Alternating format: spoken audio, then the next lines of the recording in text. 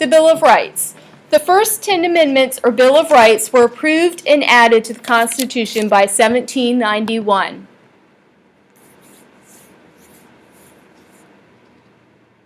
There are 5 First Amendment freedoms. The first is the freedom of religion. This means that the government may not force you to accept one set of religious beliefs, nor can it interfere in the way that you worship. Freedom of speech. This entitles American citizens to say what they think, provided they do not hurt someone else's reputations by lying. Freedom of press. This makes it possible for Americans to keep informed about government. Reporters can criticize the government without being punished. Freedom of assembly. This makes it possible for people to join clubs or parties even if they're not popular. Freedom to petition. This allows people to tell the government what they think. They can try to prevent the government from acting in a certain way, and they can also complain. You do not need to write this one down. The Second Amendment is the right to bear arms. This means that citizens have the right to keep and bear arms. Please write this one down. The Third Amendment, housing troops. This amendment pledges that in peacetime, citizens will never have to keep soldiers in their homes without consenting. You do not have to write this one down. Fourth Amendment is searchers and seizure.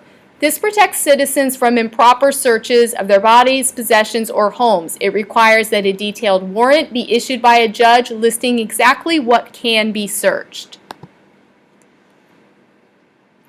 You need to know this one. The Fifth Amendment, rights of the accused, due process, and eminent domain. It assumes that everyone is innocent until proven guilty. When a person is accused of a crime for which the punishment could be death, it requires that there be a grand jury. Also, a person cannot be tried twice for the same crime if found innocent. You don't have to write this one down. The Sixth Amendment is a fair and speedy trial.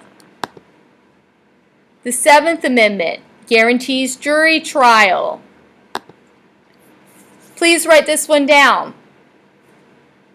Bails, fines, and punishments. The Eighth Amendment protects people from having to pay unreasonably high bail in order to be released from prison before they go to trial. It also protects people from unreasonably high fines, and finally, it outlaws cruel and unusual punishment. You don't have to write this one down. The Ninth Amendment states that the Constitution and the Bill of Rights don't define all of the fundamental rights people have. The 10th Amendment. This amendment simply states that all power that is not specifically given to the national government is reserved for the states.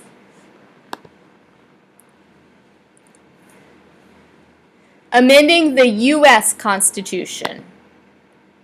First of all, let's go over a few definitions. What does the word amend mean? It means to make minor changes in order to make it fairer, more accurate, or more up-to-date. Ratification means the official way to confirm something, usually by a vote. It is the form of validation of a proposed law.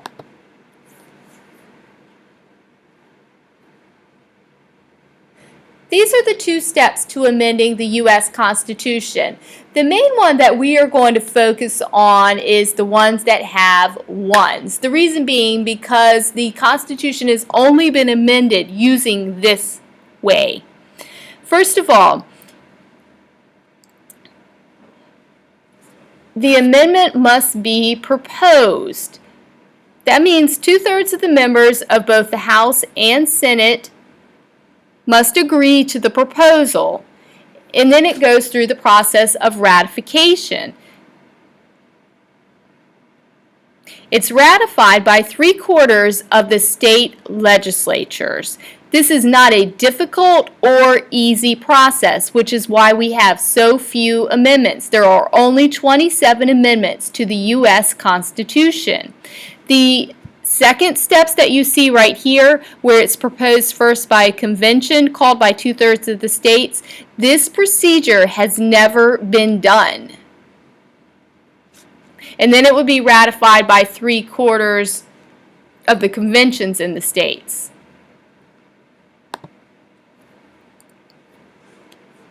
So we just went over how we amend the U.S. Constitution. Now we're going to study how we amend the Virginia Constitution.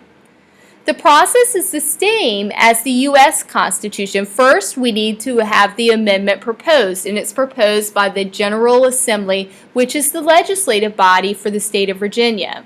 Then the amendment is ratified instead of by the actual states. It's ratified by the voters of Virginia. It is much easier to amend the Virginia Constitution because only a simple majority is needed. If a majority of voters ratify the amendment to the Virginia Constitution, it will then become part of the Constitution. Federalism. This is an important term for you to know. Federalism means a system of government where power is divided between the national and the state governments. In the United States, the federal government is supreme, though.